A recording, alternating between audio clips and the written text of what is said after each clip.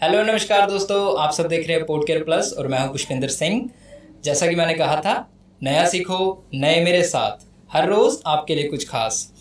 उसी सीरीज में मैं आज एक एपिसोड लेकर आया हूं जिसमें हम बात करेंगे एजुकेशन सिस्टम के बारे में, हम बात करेंगे हमारे स्टूडेंट्स के बारे में, हम बात करेंगे हम 4th लार्जेस्ट इकोनॉमी पे पहुंच गए हैं, कैसे पहुंचे, क्या हम डिजर्व करते हैं नहीं करते हैं।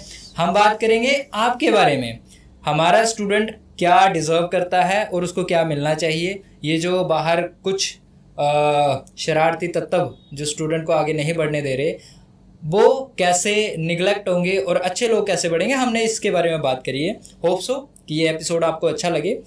सब्सक्राइब कर लो, आपसे रिक्वेस्ट नहीं कर रहा हूँ, आपको ये बता रहा हूँ कि अगर आप सब्सक्राइब करेंगे तो हम अच्छे से अच्छे गेस्ट को बुला पाएंगे। होता क्या है, जब हम किसी अच्छे गेस्ट को फ़ोन करते हैं ना और हम उसे बताते हैं कि हमारे इतने सब्सक्राइबर हैं, वो मना कर देते हैं कि अभी आप स्टार्ट कर रहे हो, किसी और को बुला लेना, मैं अभी यहाँ आना डिज़र्व नहीं करता। आप सब्सक्राइब कर लो, आप पे ये छोड़ता हूँ। अगर मैं आपके लिए अच्छी चीज़ लेकर आ रहा हूँ, थोड़ी सी हेल्प मेरी भी करो।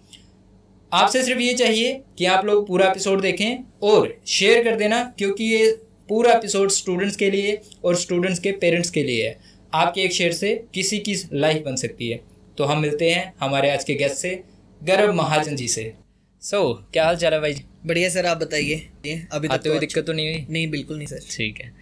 अच्छा, काफ़ी तगड़ी वाइब हमारी लास्ट टाइम भी हो गई थी और हमने काफ़ी अच्छा कंटेंट दे दिया था ऑडियंस को। ऑडियंस के ना कुछ क्वेश्चंस आए थे, 2-3 आप तक पहुँचे थे वो? बिल्कुल। एक तो बड़े ही एक्साइटेड थे कि जो भी आप पढ़ाते हो ना, सेम चीज़ पेपर में आ जाती है, तो उसका आंसर दे पाए आपकी? बिल्कुल सर, दे पाऊंगा। क्या आंसर है उसका? देखो, अगर मैं एक सब्जेक्ट लेके चलता हूँ, एक क्लास लेके चलता हूँ, आप 11th क्लास की इंग्लिश देखो या 12th क्लास की इंग्लिश देखो, सिंपल सा रूल करना है, आपके 20% सिलेबस से 80% पेपर आता है। अच्छा। और बचे हुए जितना 80% सिलेबस है उसमें से सिर्फ 20% पेपर आता है। अगर आपने उस 20% सिलेबस को डिकोड कर लिया ना, जिसमें से 80% पेपर आ रहा है, तो कोई भी ये कर सकता है कि जिसको लोगों ने मेरे को कमेंट किया जेके बोस पेपर लीकर, तो कोई भी लीकर बन सकता है यार। आपको जस्ट ये है कि 5-6 घंटे दिन में लगाने पड़ेंगे, कोई 3-4 दिन करना पड़ेगा, उस 20% सिलेबस को ना डिकोड करना पड़ेगा कि क्या चीजें आ रही है। दूसरा, करंट टॉपिक्स पे आपको चलना पड़ेगा। हमारा जेके बोर्ड की एक बड़ी अच्छी क्वालिटी है कि वो करंट इश्यूज पे क्वेश्चन डालता है। जैसे इंग्लिश के ऊपर हमारे ऐसे आते हैं, स्टोरीज आती हैं। तो अभी लास्ट ईयर आया इलेक्शन के ऊपर जो जम्मू कश्मीर में हुए, इसके ऊपर। तो अगर कोई भी बंदा इतनी मेहनत करने के लिए तैयार है, एक हफ्ते एक सब्जेक्ट को दिन में 5-6 घंटे डिकोड करने के लिए, तो वो भी जेके उसका पेपर लेकर बन सकते हैं। अच्छा, इससे तो आपको काफ़ी बेनिफिट होता होगा। स्टूडेंट आपके ऊपर ऐसे मतलब आते होंगे चढ़ चढ़ के कि भाई हमें भी पढ़ना है, हमें भी पढ़ना है। तो कितने स्टूडेंट आ गए थे इस साल? सर, जो 2025 के एग्जाम हुए, बोर्ड एग्जाम हुए, तो मैंने अप्रोक्सीमेटली हर एक वीडियो पे 15 से 20 हज़ार व्यूज जा रहे थे और हर एक वीडियो पे रिस्पांस काफी अच्छा जा रहा था। जो हम कहते हैं कि CTR है या एवरेज व्यू ड्यूरेशन है। अगर 15 मिनट की वीडियो थी तो एवरेज व्यू ड्यूरेशन उसकी 12 मिनट से ऊपर थी। और आप एक खुद क्रिएटर हैं, आप जानते हैं कि 15 मिनट की वीडियो में 12 मिनट की अगर आपकी एवरेज व्यू ड्यूरेशन आ रही है तो आप क्या प्रोवाइड करवा रहे हो उस चीज़ को। बहुत तगड़ी चीज़ है। इवन कि हमारा जो चैनल है उस पर हम जो एपिसोड्स अपलोड करते हैं उस पर 6 और 7 की एवरेज होती है। और मैं तो इसको बहुत ही फेलियर समझता हूँ। मेरी जो जितनी फ्लॉप वीडियोज़ हैं उसको 3 और 4 मिनट का भी आया है। तो आपसे ये अच्छी चीज़ सीखने को मिली। 12-12 मिनट का ड्यूरेशन जा रहा है आपको, क्या बात है यार। स्टूडेंट्स का क्या मतलब, कैसी साइकोलॉजी बन जाती है आपको लेकर कि सारे ही क्वेश्चन आ गए सर जो आपने पढ़ाए थे? सर देखो, इसकी ना इसके 2 लोगों ने ना चीज़ें निकाली, एक पॉजिटिव चीज़, एक नेगेटिव चीज़। पॉजिटिव ये था कि मैंने जब वीडियो बनाई, लोगों ने देखी वो वीडियो और उन्होंने जब एग्जाम दिया तो इतने कमेंट आ रहे थे व्हाट्सएप, यूट्यूब पे मैसेजेस, इंस्टाग्राम पे मैसेजेस, व्हाट्सएप पे, और उनका मैंने मैसेज का स्क्रीनशॉट लेके भी यूट्यूब पे पोस्ट के तौर पे शेयर किया कि आज के पेपर के बाद ये मेरे को रिस्पॉन्स मिला। उसके बाद एक नेगेटिव ग्रुप था और वो कह रहा था कि इसने क्या किया, क्वेश्चन पेपर देखा, उसके बाद वीडियो शूट की, अब वो वीडियो डाल रहा है। तो उनको मैं यही चीज कहता था कि भाई आप वीडियो मैंने डाली हुई है, आप वीडियो की डेट देखो कि मैंने कब से डाली चल जाएगा। अगर आपका एग्जाम 15 तारीख को है तो मैं ऐसा तो नहीं करूंगा कि 1 तारीख को ही वीडियो डाल दूंगा। मैं वीडियो डालता था, अगर आपका 15 तारीख को एग्जाम है ना, 12 तारीख को मैं वीडियो डालता था। 12 तारीख को मैंने वीडियो डाली। अब जिसको पता है कि मैंने 12 तारीख को वीडियो डाली है और उसी की क्लिप्स निकाल के, जैसे मान लो एग्जाम में क्वेश्चन आया explain the role of judiciary in India, तो मैंने वो क्वेश्चन बोला था अपनी वीडियो में कि भाई ये क्वेश्चन प्रिपेयर करके जाना, explain the role of judiciary in India. वो क्लिप उठाई और एग्जाम में जो क्वेश्चन आया था उसका पिक ली और उसको एडजस्ट किया। लोग कहते थे कि ये पेपर को देख के वीडियो बनाता है और उसकी क्लिप्स डालते हैं। तो उनको मैं ये कहना चाहता था कि भाई आप देखो कि वीडियो डाली कब है। अच्छा, एग्जाम के जो पैटर्न्स होते हैं ना, डेट्स होती है, एग्जाम, रिजल्ट, एडमिशन, ये 3 डेट्स ना मैच नहीं हो रही। मुझे तो ये समझ नहीं आता है कि गवर्नमेंट चाहती क्या स्टूडेंट से। देखो अभी एग्जाम कैलेंडर आया जीके बोर्ड का, और जब से ये नई सरकार बनी है तब से इन्होंने पहला एग्जाम कैलेंडर निकाला है। एग्जाम कैलेंडर में क्या है भैया, फरवरी में आपके एग्जाम स्टार्ट हुए सॉफ्ट जोन के और मार्च में खत्म हुए। हार्ड जोन वालों के मार्च में स्टार्ट हुए, अप्रैल में खत्म हुए। इनका रिजल्ट जो है कंबाइन करके आया 10th और 12th का 30 अप्रैल को, 10th और 12th का। अब 12th की मैं बात नहीं करूंगा, मैं 10th की बात करूंगा। 10th का एक बच्चा है, वो पास हो गया है। अब उसके एग्जाम या तो अक्टूबर में है या तो फरवरी में है, वो डिपेंड करता है कि आप किस एरिया में आ रहे हो। वो भी हम आगे बात करेंगे कि किसके एग्जाम कब है। लेकिन अगर कोई बच्चा फेल हो गया, मान लो 2 सब्जेक्ट में उसके रीअपेयर आया है, मई जून जुलाई में उसके एग्जाम होंगे, जुलाई या अगस्त में उसके एग्जाम होंगे। अगर उसके रेगुलर एग्जाम 11th के रेगुलर एग्जाम अक्टूबर में है तो उसको 2 महीने का समय मिलेगा, अगस्त और सितंबर। क्योंकि पहले नहीं, उसके रेगुलर एग्जाम में पहला तो उसका मेन फोकस यही होगा, यार मेरा पिछले सब्जेक्ट में जो पिछली क्लास में जो रीअपेयर आया है मैं उसको हटाऊं। 11th का देखा जाएगा, लेकिन 10th में जो रीअपेयर आया उसको हटाऊं। उसके लिए वो बाईएनुअल एग्जाम की प्रिपरेशन करेगा। 80% फोकस अगर वो बाईएनुअल को देता है और 20% फोकस अगर वो 11th को देता है, तो अगर जुलाई में उसके प्राइवेट एग्जाम हुए, बाईएनुअल एग्जाम हुए, तो अगस्त और सितंबर 2 महीने का समय उसके पास बच रहे, तो अक्टूबर में उसके एग्जाम है। हालांकि ये है कि एग्जाम कैलेंडर में एक चीज़ क्लियर कर दी गई है कि जब भी आपका बाईएनुअल एग्जाम आएगा, आपके रेगुलर एग्जाम के फॉर्म भी फिल कर दिए जाएंगे। तब तक आप प्रोविजनल एडमिशन करवा सकते हो स्कूल में। प्रोविजनल एडमिशन का मीनिंग ये होता है कि आप मंथली जो फीस है वो देते जाते हो स्कूल वालों को। एडमिशन के जो चार्जेस होते हैं 5,000 10,000 अलग अलग स्कूल के ऊपर डिपेंड करता है, वो आप नहीं देते। वो आप कब दोगे, जब आपका रिजल्ट आपके फेवर में आएगा, मतलब आप क्वालिफाइड हो तो आप वो 10,000 दो और आपका नाम एनरोल्ड हो जाएगा। अच्छा, ये चीज़ है। ये जो वाई एनुअल का आपने बताया ना भी सिस्टम, ये कॉलेज में भी वैसी चीज़ होती है। जब बच्चे को बैक लग जाती है, अब बच्चे ने पहले सेमेस्टर में अगर उसको 1 बैक लग गई, दूसरे सेमेस्टर के एग्जाम दिए उसमें 1 बैक लग गई, तीसरे में अगर उसको जाना है तो वो दोनों के क्वालिफाई करने पड़ेंगे। बिल्कुल सर। बट होता ऐसा है कि जिस दिन एग्ज़ाम की डेट है उसके बाद जो उसका रिजल्ट आना है उससे पहले ही एडमिशन डेट ख़त्म हो जाती है।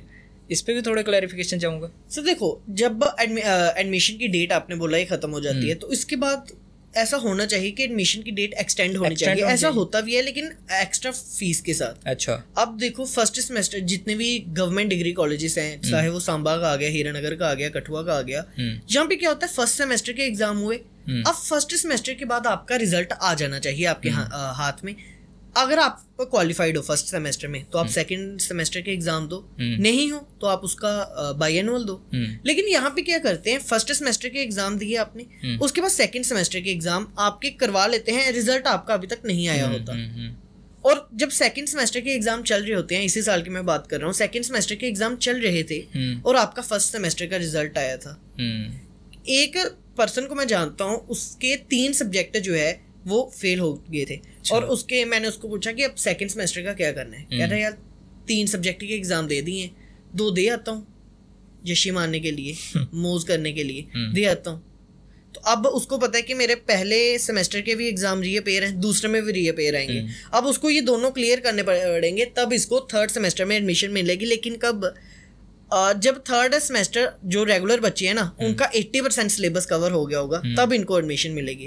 और इनके पास टाइम लिमिटेड है और सिलेबस इन्होंने पूरा कवर करना है, बहुत ज्यादा होता है। तो इनके माइंड पे क्या चला जाएगा, प्रेशर चला जाएगा। ये चीजें सीखने के बजाय रट्टा मारने के लिए जाएंगे। आपको नहीं लगता है कि इस पे हमारी एजुकेशन मिनिस्टर को थोड़ा ध्यान देना चाहिए? देखिए, एजुकेशनल मिनिस्टर हमारे जम्मू कश्मीर के स्किन्ना इट्टो जी, और उन्होंने जितने भी डिसीजन लिए अभी तक, चाहे वो 10th 11th 12th के बेसिस पे हो, चाहे वो और इश्यूज हो, उनकी रेटिंग मैं 10 में से सिर्फ 1 की करता हूँ। 10 में से सिर्फ 1 की। क्यों? देखो आते ही उन्होंने पहला डिसीजन जो लिया अक्टूबर 2024 में, उनकी जो गवर्नमेंट है वो फॉर्म हुई थी और स्किना इटोजी को एजुकेशनल मिनिस्टर बनाया गया था। पहला डिसीजन उन्होंने लिया अक्टूबर नवंबर सेशन। इस चीज को आप समझो, अक्टूबर नवंबर सेशन है क्या। अक्टूबर नवंबर सेशन में एक एरिया के ना एग्जाम आपके अक्टूबर में कंडक्ट हो जाएंगे। एरिया है वो लद्दाख का, लद्दाख के जितने 5 डिस्ट्रिक्ट है उन सभी के जो एग्जाम है वो अक्टूबर मिड से स्टार्ट हो जाएंगे। कश्मीर की जो 10 डिस्ट्रिक्ट है, सोपोर, बारामूला, श्रीनगर, जितनी भी 10 डिस्ट्रिक्ट है उनके एग्जाम अक्टूबर में हो जाएंगे। तीसरी चीज, जम्मू के जो हार्ड जोन के एरिया है, बटोत आ गया, पत्नीटॉप आ गया, उधमपुर सिटी जो है वो सॉफ्ट जोन में है, लेकिन उधमपुर के far flung area like Pancheri, Reasi city जो है वो सॉफ्ट जोन में है, लेकिन उसके फार फ्लंग एरिया लाइक चनकाह आ गया, जहाँ और जितने फार फ्लंग एरिया वो हार्ड जोन में है। तो कश्मीर, लद्दाख और जम्मू के हार्ड जोन के एरिया के एग्जाम आपके अक्टूबर में होंगे। अब स्किना इटोजी को जी ने मेरे को लगा ऐसा सोचा नहीं विजन क्या होगा इसका, इसके क्या कॉन्सिक्वेंसेस आएंगे, उन्होंने जस्ट ये डिसीजन लाया। अब मैं स्किना इटोजी मैडम से ये पूछना चाहता हूँ कि जिन एरियाज के आपने एग्जाम अक्टूबर में करवाए हैं, इनके एग्जाम जो रेगुलर एग्जाम थे वो खत्म हुए थे अप्रैल में। अब मई, जून, जुलाई, अगस्त, सितंबर 5 महीने का आप इनको समय दे रहे हो और अक्टूबर में आप इनके एग्जाम करवा रहे हो। बीच में सर प्रैक्टिकल एग्जाम भी है, 10th 11th 12th के तो प्रैक्टिकल एग्जाम भी होते हैं ना, चाहे 10th और 11th के इंटरनल ही हो, लेकिन स्कूल वाले ये तो नहीं करते कि आप रहने दो एग्जाम देना, हम आपके मार्क्स लगा देंगे। फाइल्स तो उनको बनानी पड़ती है ना, 1 महीना अप्रोक्सीमेटली इसमें चला जाता है। तो आप जो स्टूडेंट 10 महीने में तैयारी करता है, आप एक्सपेक्ट कर रहे हो कि वो 5 महीने में तैयारी करे। एक तो ये आ गया कि उन्होंने बिना विजन के इस चीज को देखा। दूसरा कि अभी हम कई सारी ऐसी वीडियोस बना रहे हैं, कई सारे कश्मीर के लोग भी ये वीडियो बना रहे हैं, मैं ये नहीं कह रहा कि सर मैं ही बना रहा हूँ, सिलेबस रिडक्शन के बारे में कि ज्यादा मत करो, 25% सिलेबस रिड्यूस कर दो, वो भी हमेशा के लिए नहीं, सिर्फ इसी सेशन में। इसी सेशन बर्डन ज्यादा हो गया, बर्डन बिल्कुल ज्यादा हो गया सर, बच्चों पर बहुत ज्यादा बर्डन हो गया बिल्कुल।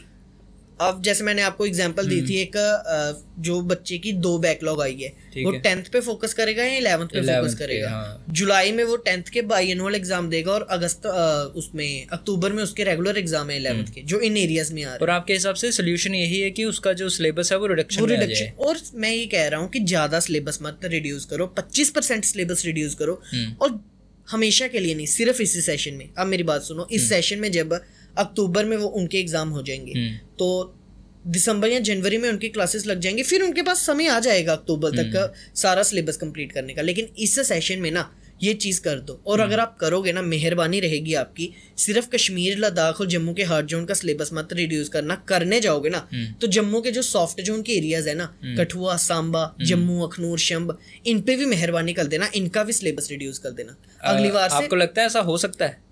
देखिए, जितनी अब अगर हम मिक्स करें ना, अगर हम सभी का टोटल करें, चाहे हमारे जेके स्टडी मटेरियल वाले दानिश लोनी भाई साहब आगे, सईद आकिब साहब आगे, जब मैं आ गया, 50 से ज्यादा वीडियो बना ली है। अभी तक कोई भी ऐसा रिस्पांस नहीं आया जेके बोर्ड की तरफ से, और मेरे को अब बीच में ऐसा लग रहा है, 90% ऐसा लग रहा है कि ऐसा होगा नहीं, क्योंकि स्किना इटोजी को मैं कह रहा हूँ, आप पता ही नहीं है कि चल क्या रहा है। जब एग्जाम के समय में पेपर आउट ऑफ सिलेबस आ रहा था, कि JK board model test paper release करता है। मॉडल टेस्ट पेपर क्या होता है कि आपका पैटर्न वो दिखाता है कि हिंदी का पैटर्न क्या रहेगा, इंग्लिश का पैटर्न क्या रहेगा, और क्या चीजें आएंगी। चीजें आएंगी ये नहीं कि जो मॉडल टेस्ट पेपर में क्वेश्चन है वही आएंगे, लेकिन एक पैटर्न कि आपको कितने शॉर्ट आंसर आएंगे, कितने वर्ड्स में होंगे, कितने लॉन्ग आंसर आएंगे, क्या और आएगा उसमें या नहीं, क्या सेक्शन ए में हमें क्या क्या चीजें आएंगी। हालांकि क्वेश्चन तो वो डिफरेंट ही होंगे, लेकिन आपको एक पैटर्न पता चल जाता है। लेकिन जब उसी पैटर्न से एग्जाम आए ही ना, फिर क्या ये ब्लंडर नहीं है? ब्लंडर है। अब जिस समय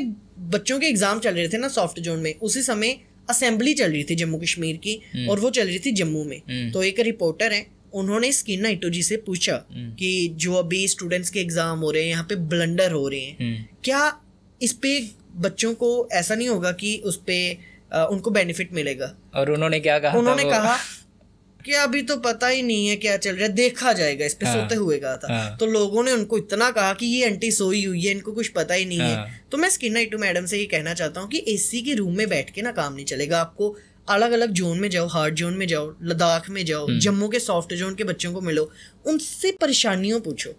और ऐसा नहीं है कि हाई फाई स्कूल में जाना है, वहां के बच्चों को इतनी प्रॉब्लम नहीं आएंगी। जो ऐसे स्कूल है जहाँ के बच्चों को प्रॉब्लम्स आती है, वहां पे आप जाओ। तो ये चीज करनी चाहिए। अच्छा, ये बहुत बड़ी चीज़ें हैं, शायद इन पे एक्शन हो ना हो, पॉसिबिलिटी जो है वो 30% भी नहीं है, मुझे तो नहीं लगता जी। बट आफ्टर सारी एजुकेशन लेने के बाद, कुछ करने के बाद, सारे डॉक्यूमेंट तैयार करने के बाद, जब हमारा स्टूडेंट जो है वो जॉब की प्रिपरेशन करता है, एक चीज़ मेरे को जो खटकती है ना, अगर मान लो हमारे जम्मू कश्मीर में अगर किसी को तहसीलदार या नायब तहसीलदार या कहूँ कोई भी ऐसी जॉब लेनी ना, उसमें उर्दू जो है वो कंपलसरी है। बट क्या आप ये बताएंगे नर्सरी से लेकर 12th तक बच्चे ने कभी उर्दू पढ़ी ना है? देखिए ये चीज़ आपने बिल्कुल सही कही। अभी मैं हालिया इंसिडेंट आपको बताता हूँ। 9 जून को JKSSB की तरफ से एक नोटिफिकेशन जारी होता है जिसमें रेवेन्यू डिपार्टमेंट में नायब तहसीलदार की 75 पोस्ट के लिए रिक्रूटमेंट आती है। और ये बात मान के चले कि रेवेन्यू डिपार्टमेंट इस समय LG के पास नहीं है, रेवेन्यू डिपार्टमेंट इस समय JNK की सरकार के पास है, NC के पास है। वहां पे एक चीज आई कि 75 पोस्ट के लिए आपकी रिक्रूटमेंट आई है नायब तहसीलदार के लिए, लेकिन एक और चीज वहां पे लिखी है कि आपको उर्दू का पेपर देना, उर्दू में पेपर देना कंपलसरी रहेगा, मैंडेटरी रहेगा। अब आप मेरे को बताओ, आपने नर्सरी से लेकर 12th तक उर्दू पढ़ी? बिल्कुल नहीं पढ़ी। मैंने भी नहीं पढ़ी। मेरा नायब तहसीलदार बनने का सपना है। अच्छा। मैंने कोचिंग ले ली। आपको पता है इससे कॉम्पिटिटिव एग्जाम बड़ा एग्जाम है, क्योंकि इसके बाद आपको एक पोस्ट ऐसे मिलती है जहाँ पे आप एक मतलब अच्छी पोस्ट आपको मिलती है। तो कॉम्पिटिटिव जो हम तैयारी करते हैं उसकी फीस भी कितनी ज़्यादा है। एक अगर हम एवरेज मान के चले तो 80,000 to 1.5 लाख के बीच में इसकी फीस आती है प्रेपरेशन की। अब प्रेपरेशन वालों को भी क्या पता था कि ये ऐसी चीज़ करेंगे, उर्दू कंपलसरी करेंगे। अब अगर बंदा उर्दू की एजुकेशन लेना स्टार्ट भी करे तो क्या वो 3-4 साल नहीं लगेंगे उसको तैयारी करने में? अगर हम एक नई लैंग्वेज सीखते हैं, उर्दू हमारे लिए बिल्कुल नई लैंग्वेज है। तो अगर हम सीखेंगे तो बेसिक सीखने में ही हमें 6 महीने लग जाएंगे, और एग्जाम तो अभी पास में ही है ना। उसके बाद जो बच्चा 1.5 लाख रुपया खर्च रहे, उसके बाद उसको पता लगे कि सिर्फ लैंग्वेज बैरियर के ऊपर मैं एग्जाम नहीं दे रहा, तो वो किससे सवाल जवाब करेगा? क्या उसके माइंड में नेगेटिव थॉट्स नहीं आएंगे कि मैं कुछ कर ही जाऊं? उसकी फैमिली ने क्या पता कहाँ से 80,000 लाया होगा, कहाँ से 1.5 लाख लाया होगा, क्यों हर एक के फैमिली के पास इतने पैसे नहीं होते। नहीं होता। उसके पापा ने, उसकी फैमिली ने क्या पता कहाँ से पैसे का अरेंजमेंट किया होगा। और जब उसको पता चले यार एग्जाम तो होगा लेकिन मैं एक लैंग्वेज की वजह से ही नहीं दे सकता। मैं तो कहता हूँ जिनको हिंदी की नॉलेज नहीं है, मैं कहता हूँ कि आप हिंदी में एग्जाम कंडक्ट करवा के देखो। मतलब बैरियर नहीं होना चाहिए ना। जैसे कि SSC के एग्जाम होते हैं उसमें आपको ऑप्शन देते हैं हिंदी में कर लो, इंग्लिश में कर लो। Jammu Kashmir official language act हुआ था 2020 में, जिसके तहत जम्मू कश्मीर में 5, ये हमने पिछले पॉडकास्ट में भी डिस्कस किया था, 5 लैंग्वेजेस को ऑफिशियल लैंग्वेज का दर्जा मिला था। इंग्लिश, हिंदी, कश्मीरी, डोगरी और उर्दू। यार आप ओपन रखो ना, अगर कोई बंदा उर्दू में एग्जाम देना चाहता है तो वेल एंड गुड, यार मुबारक है उनको। लेकिन मैं इंग्लिश में एग्जाम देना चाहता हूँ, मैं हिंदी में एग्जाम देना चाहता हूँ, मुझे क्यों रोका जा रहा है? अगर कश्मीर का कोई बंदा उर्दू में एग्जाम देना चाह रहा है, यार मुबारक है। लेकिन मैं हिंदी में एग्जाम देना चाहता हूँ, यार मैं इंग्लिश में एग्जाम देना चाहता हूँ, मेरे पैरों पे क्यों कुल्हाड़ी? और मुझे ऐसा लगता है कि हमारे जम्मू कश्मीर के कम से कम भी 70% यूथ ने कभी उर्दू का नाम भी नहीं सुना है। सर मैं एक चीज देख रहा था, एक रिपोर्ट बनाई थी मैंने कश्मीर में ना, क्यों मैंने आपको पहले भी कहा था कि जम्मू कश्मीर 3 रीजन में डिवाइड करता है, जम्मू कश्मीर और लद्दाख। कश्मीर की अगर हम बात करें ना, कश्मीर में 100 में से 92% लोगों के पास उर्दू की नॉलेज है, क्योंकि बचपन से पढ़ाई वही जाती है यार। हमारे जम्मू में 100 में से सिर्फ और सिर्फ 10-12% लोगों के पास उर्दू की नॉलेज है। मैक्सिमम कहाँ के हैं? जो जम्मू के माउंटेनियस एरिया, रियासी आ गया, पत्नीटॉप आ गया, बिलावर वाला एरिया आ गया, इनके पास उर्दू की नॉलेज है। मैं खुद एक Jammu Kashmir board of school education का एक एडुकेटर हूँ। मेरे को पता है कि जब एग्जाम चल रहे थे तो हर एक बंदा हिंदी और उर्दू का एग्जाम ना एक दिन ही आता है। अगर आपने हिंदी रखी है, आप हिंदी का एग्जाम दोगे, उर्दू रखी है तो उर्दू का एग्जाम दोगे। तो जिन्होंने भी बच्चों ने मेरे से स्टडी मटेरियल मांगा उर्दू का, वो सभी कश्मीर के थे। जम्मू रीजन का ना, और जम्मू मैं बोल रहा हूँ तो इसमें सिर्फ जम्मू सिटी नहीं आ रही, इसमें सारा जम्मू प्रोविंस आ रहा है जो 10 डिस्ट्रिक्ट है। हार्डली 2-3 बच्चे होंगे जिन्होंने स्टडी मटेरियल मांगा था उर्दू का। तो आप इसी से इमेजिन करके देखिए कि कहाँ किस एरिया में उर्दू ज़्यादा बोली जाती है, किस एरिया में उर्दू कम बोली जाती है। और मेरे को लग रहा है कि ये एक पर्टिकुलर एरिया को खुश करने के लिए ऐसा डिसीजन लाया गया। ये कह रहे हैं कि 5 उंगली एक समान है, बट ऐसा पॉसिबल है ही नहीं, बिल्कुल नहीं। तो हमें एक चीज़ नहीं करनी चाहिए कि एक ऐसा लॉ हो कि यार ये बैरियर जो है वो टोटली ख़त्म करो। अगर 5 हमारे पास लैंग्वेजेस हैं तो उन 5 का यूज़ हो ना। सर कॉन्स्टिट्यूशन में तो ये चीज लिखी गई है ना 2020 में जो ऑफिशियल लैंग्वेज एक्ट बना कि आप पांचों लैंग्वेज में अगर आपको एक भी नॉलेज है, उर्दू की नॉलेज है ठीक है, डोगरी की नॉलेज है ठीक है, कश्मीरी की नॉलेज है ठीक है, आप एग्जाम दो। इसलिए तो जो जम्मू के युवा रायपुर सभा वाले हैं वो कहते हैं कि हमारे एरिया का ही सीएम होना चाहिए। क्यों? क्योंकि ये बैरियर्स तो जम्मू को बार बार फेस नहीं ना करना पड़े, डिस्क्रिमिनेशन जम्मू को बार बार फेस ना अगेन एंड अगेन बात उस पर ही आ जाती है कि ये जो पॉलिटिक्स है हमारी वो कश्मीर में इसलिए बनती है कि और वो बनाते हैं ताकि उनका जो वर्चस्व है वो बना रहे। अच्छा, आपसे भी मेरा बड़ा ही एक्साइटमेंट से भरा हुआ सवाल है। लास्ट टाइम जो एग्जाम हुए तो मेरे कानों में कहीं से भनक पड़ी है कि आपने अच्छा खासा बिजनेस किया है इस एग्जाम से। सर बिजनेस तो नहीं कह सकते, लेकिन ये था कि अगर कोई पीडीएफ ले रहा था तो मिनिमम प्राइस उसका 120 या 180 था, तो ये ज़्यादा भी नहीं है। जैसे मैंने पहले भी कहा आपको, कोचिंग माफियाज जो एक क्लास का लैक्स ऑफ रुपीज चार्ज कर रहे थे, मेरा चार्ज कितना सा यार 120 180, जिसमें मैं वो चीज़ें प्रोवाइड कर रहा था जो एग्जाम में आ रही थी। अब अगर 120 में 180 में किसी पर्सन को इतना बेनिफिट मिल रहा है कि उसने पूरा साल नहीं पढ़ा, लास्ट में 2 महीने 1 महीने में वो पीडीएफ से पढ़ के चला गया और एग्जाम में ला रहा है 92%, तो वो तो मेरी क्वालिटी बताएगा ही ना। क्या बात है। और ये जो पीडीएफ से आपने टोटल अमाउंट अगर मैं आपसे पूछूं, आप बता सकते हैं तो कितना अर्न किया था? सर कॉन्फिडेंशियल रहने दे तो अच्छा, लेकिन ये है कि ज़्यादा भी नहीं था लेकिन कम भी नहीं था। मतलब उस मंथ में अगर मैं कहूँ कि एक आईफोन खरीद सकते थे आप? सर आईफोन भी अब अलग अलग आते हैं, कुछ 16 खरीद सकते थे। सर मेरे को इसका प्राइस नहीं पता, आप बता सकते हैं। मतलब 1.5 लाख के आसपास? नहीं सर इतना नहीं था। अच्छा। क्योंकि मेरे पास ज्यादा स्टडी मटेरियल नहीं था भाई, मैं 10th का था और 11th-12th की ह्यूमैनिटीज का था, ज्यादा नहीं था। लेकिन इस साल ना हर एक सब्जेक्ट का 13 खरीद सकते थे, 13 प्रो। कितने का वो? 70 से 90 के बीच में। इस कुछ हद तक मैं खरीद सकता था। हाँ ठीक है, यानी कि इतना अर्न किया था आपने जी। और आप बताना चाहेंगे जो एजुकेटर्स हैं कि भाई इतने से ही खुश रहो, इससे ऊपर क्यों लूटते हो बच्चों को? सर अब ना वो फैसिलिटी भी कोई अलग प्रोवाइड कर रहा है, उस चीज का भी वो चार्ज लेंगे। लेकिन ये है कि कोचिंग माफियाज जो कल्चर है ना वो खत्म होना चाहिए इंडिया में। लेकिन मेरे को नहीं लग रहा अब ये खत्म होगा, क्योंकि ये बढ़ेगा ही बढ़ेगा। क्योंकि अब स्टूडेंट के माइंड में ये चीज भर दी गई है, मार्क्स चाहिए, चाहे जैसा मर्जी लाओ, साम दाम दंड भेद, मार्क्स चाहिए। उसी के बेसिस वो चीटिंग कर रहे हैं एग्जाम में, उसी के बेसिस वो हम जिसको कहते हैं पुर्जे लेके जाते हैं। वो उसके पेरेंट्स ऐसे मतलब एग्जाम जो कोचिंग सेंटर है वहां पे उसको एनरोल करवा देंगे, चाहे वो प्रैक्टिकल नॉलेज कोई ना दे, लेकिन थ्योरेटिकल उस बच्चे को इतना तोता बना देंगे ना वो कि जो वो पढ़ाएगा रट के एग्जाम में लिख के आना है। अच्छा। बस ये चीज, यानी कि ये चीज एक्सपेंड होगी सर, अब कम नहीं हो सकती ना। बिल्कुल सर। जैसे कि हेल्थ सेक्टर जो है वो कभी भी डाउन नहीं जाएगा, वैसे ही एजुकेशन सेक्टर भी कभी डाउन नहीं जाएगा। एजुकेशन सेक्टर मेरे को लग रहा है जो एजुकेशन की सही पहचान थी ना, कि आपको जो चीजें सीखते हो वो माइंड में रहनी चाहिए।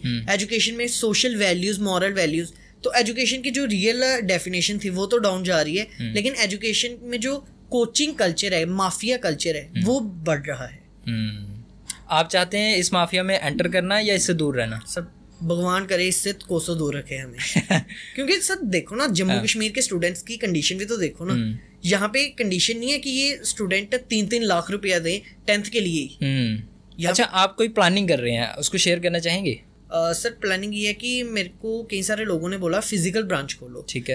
एक मैं बताता हूँ आपको, विजयपुर के काफी सारे लोग हैं, वो कहते हैं कि आप कहाँ के हो, मैं दिलचक वाली साइड का हूँ। कहते हैं कि हम डेली अप डाउन कर लेंगे, आप फिजिकल ब्रांच खोलो। तो अगर भगवान ने साथ दिया तो हो सकता है कि अगले साल या उसके अगले साल आपको फिजिकल ब्रांच देखने को मिले कंबाइंड एजुकेशन की। और मैं ये चीज़ कह रहा हूँ कि उसमें माफिया कल्चर नहीं चलेगा, कोचिंग माफिया नहीं बनेगा। मैं ये कह सकता हूँ कि हमारे जम्मू कश्मीर के स्टूडेंट को कुछ अच्छा मिलने वाला है। बिल्कुल सर, बिल्कुल। ठीक है। अच्छा, एक छोटी सी माइंड में, लास्ट टाइम भी हमने जब इंटरव्यू किया था तब भी मैंने कहा था एज वाइज यार आप बहुत कम हो, तो कैसे किसी को अपने फेवर में ले लेते हो कि यार मेरे से पढ़ेगा तो कुछ बन जाएगा? सर वो तो अब ट्रस्ट की बात है ना। जैसे पहला एग्जाम हुआ 12th का पॉलिटिकल साइंस का, तो पॉलिटिकल साइंस का सर 80 में से 12th की बात कर रहा हूँ, 12th हायर क्लास आती है, 80 में से 60+ हमारी वीडियो से या हमारी पीडीएफ से आया था। अच्छा। तो जब वो एग्जाम हुआ उसके बाद भी लोगों ने सोचा कि अभी क्या ट्रस्ट करने हैं। 17 को एसएसटी का एग्जाम था 10th का, वहाँ पे भी काफ़ी हद तक पेपर आया। तो गौरव जी, आपसे तो चर्चा ये जो है ना ये चलती ही रहेगी। जी बिल्कुल। और मुझे लगता है कि आप हमारे स्टूडेंट्स के लिए काफ़ी अच्छी पर्सनैलिटी निकल के आ रहे हैं। ये जो प्लान है आपका, जल्दी से जल्दी इसको एग्जीक्यूट करें। और मैं चाहूँगा कि आप अगर मेरे थ्रू कोई स्टूडेंट आता है तो उसको थोड़ा सा कंसेशन और करा बिल्कुल करें। सर, मैं आपको बताना चाहूंगा कि एग्जाम टाइम पे ना मेरे को स्टूडेंट बोल रहे थे कि आप इनके जानते हो। मैंने कहा हाँ भाई मैं जानता हूँ, मैंने इन्होंने मेरा इंटरव्यू किया था, चलो हमें ऐसे ही दे दो। तो मैंने कहा था कि चलो यार ऐसे तो नहीं पॉसिबल है, क्योंकि मैंने आपको बताया कि टाइम लगता है इस चीज को बनाने के लिए, एफर्ट्स लगते हैं, मनी भी लगती है, तो ऐसे तो नहीं, लेकिन कुछ हद तक मैं कंसेशन आपको दे दूंगा। और मैंने काफी सारे स्टूडेंट्स को दी हुई थी। क्या बात है। तो दोस्तों अगर आप हमारे थ्रू जाते हैं तो आपको काफ़ी चीज़ें और रिलैक्सेशन मिल जाएंगी। बिल्कुल। बाकी रिलैक्सेशन ही है, क्या होता है 120 एंड 100 रुपीज़, हम ऐसे ही कुरकुरे चिप्स खा मैं लेते सर हैं। यही चीज बता रहा हूँ कि 10th क्लास का मैथमेटिक्स का कंप्लीट स्टडी मटेरियल, जिसमें हर एक चैप्टर है, उसके सोल्यूशन है, एग्जाम स्टाइल पेपर है, उसके सोल्यूशन है, थ्योरम्स हैं। कितना आप एक्सपेक्ट करके चलते हैं, कितना होगा इसका? 500 600 200 है। 200 आप हमारी वेबसाइट है combineeducation.shop, वहाँ पे चेक कीजिए, combineeducation.shop। ओके, जितना प्राइस वहाँ पे है, मैं आप मेरे को अगर व्हाट्सएप पे मैसेज करोगे ना कि ये चीज चाहिए, जितना वेबसाइट पे उतना ही मैं चार्ज करूंगा। और 200 रुपया कुछ नहीं होता सर। 12th क्लास की फिजिक्स कितना एक्सपेक्ट करते हो आप? 12th क्लास की फिजिक्स, टोटली फिजिक्स, हाँ, जिसमें सभी चैप्टर आ रहे हैं, उसके सोल्यूशन आ रहे हैं, एग्जाम स्टाइल पेपर आ रहे हैं, उसके सोल्यूशन आ रहे हैं, मतलब टोटल हाँ, फिजिक्स टोटल फिजिक्स 2-3 हज़ार के आसपास। नहीं, मैं 180 में दे रहा हूँ। हैं? 180 में। अरे भाई क्या कर रहा है 180। जी बिल्कुल सर, डंके की चोट पे कहता हूँ, आप स्क्रीनशॉट ले लो आज ही। आप मेरे को ये चीज कोई बंदा नहीं बोल सकता कि जब एग्जाम थे ना, जब डिमांड ज्यादा थी तो इसने प्राइस बढ़ा दिए, ऐसा कोई नहीं बोल सकता। मैं डंके की चोट पे कहता हूँ, जितना आज प्राइस है ना उतना ही एग्जाम के सीजन में रहेगा। क्या बात है यार, ये तो मतलब आप ये माफिया की तो ऐसी तैसी मार दोगे आप। बिल्कुल सर। आपको क्या चाहिए कि आपको हाइप मिल जाए और आप तक ज़्यादा स्टूडेंट पहुंचे, जिस वजह से उनको भी बेनिफिट हो, कहीं ना कहीं आपको भी हो। हमें ठीक है। ये एपिसोड मैं चाहूँगा हम अपनी तरफ से कोशिश करेंगे ज़्यादा से ज़्यादा दुनिया तक पहुँचाने की। जी बिल्कुल सर, धन्यवाद। आपसे मैं चाहूँगा कि आप हमारे जो स्टूडेंट्स हैं उनके बारे में ऐसे ही सोचते रहें। Thank you sir. Thanks a lot, आपका बहुत बहुत शुक्रिया, आपने हमें अपना समय दिया और इस समय का मैं सही इस्तेमाल करूँगा हमारे अच्छे लोगों को, जो हमारी ऑडियंस है उन सबको ये वीडियो जल्दी से जल्दी पहुँचाने की। थैंक यू सर, आपने ये अभी न्यू सेटअप तैयार की है। Yes. तो यहाँ पे आपके साथ तो मेरा सेकंड टाइम मीट है। पहली बार हमने पिछले सेटअप में किया था, अभी ये, और आपको भी बहुत मुबारकबाद है। मैं कहना चाहता हूँ कि अगर आपकी भी कोई स्टोरी है यार, क्योंकि कई सारे लोग हैं यार 10th में 12th में पोइट्री लिखते हैं और कठुआ डिस्ट्रिक्ट को रिप्रेजेंट करते हैं इंडिया लेवल पे, तो अगर आप भी अपनी स्टोरी करवाना चाहते हैं तो ये भाई बहुत तगड़े क्वेश्चन पूछते हैं यार। बहुत तगड़े क्वेश्चन पूछे ही कहाँ अभी हमने। तो अगर आप भी आना चाहते हैं, आप अपनी स्टोरी करवाना चाहते हो, तो इनके पास ज़रूर आए। ज़रूर आए, हम तो सबका दिल से स्वागत कर रहे हैं, आ जाएं। ठीक है सर, मिलते हैं आपसे नेक्स्ट टाइम। बिल्कुल। होप सो आपको ये एपिसोड अच्छा लगा होगा, और लगना ही चाहिए क्योंकि आपके बहुत सारे क्वेश्चंस हमने इसमें पूछे हैं, आपके लिए बेनिफिट वाली चीज़ें हमने इसमें लाई हैं, तो अच्छा तो लगना ही चाहिए। खैर, आपका एक शेयर किसी भी एक बच्चे को अच्छी चीज़ दे सकता है, ज़रूर शेयर करें। Sir thank you, thanks a lot. Thanks you, मिलते हैं नेक्स्ट टाइम। बिल्कुल।